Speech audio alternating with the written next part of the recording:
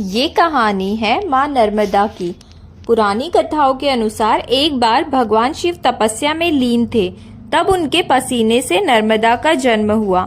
उस समय भगवान शिव मैखल पर्वत पर थे। उन्होंने उस कन्या का नाम नर्मदा रखा, जिसका अर्थ होता है सुख प्रदान करने वाली।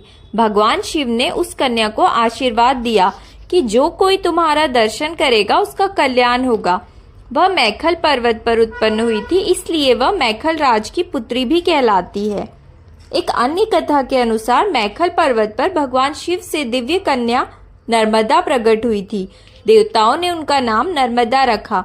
उन्होंने हजारों वर्षों तक भगवान शिव की तपस्या की, जिससे भोलेनाथ प्रसन्न हुए और फिर उन्होंने नर्मदा को पाप नाशिनी का आशीर्वाद दिया।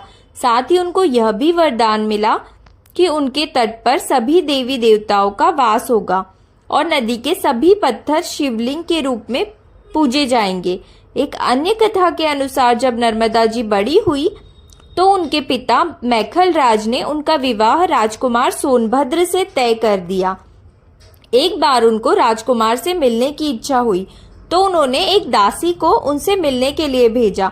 वह दासी राजसी आभूषणों से अलंकृत थी, जिसे राजकुमार सोनभद्र नर्मदा समझ लिए। दोनों का विवाह हो गया।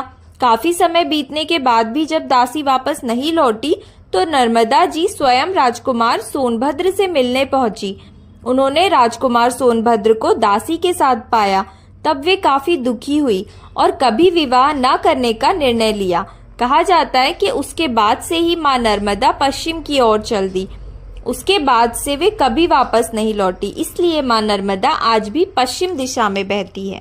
नर्मदा नदी का उद्गम स्थल अमरकंटक कहलाता है। यह आदिकाल से ही ऋषि मुनियों की तपोभूमि रही है।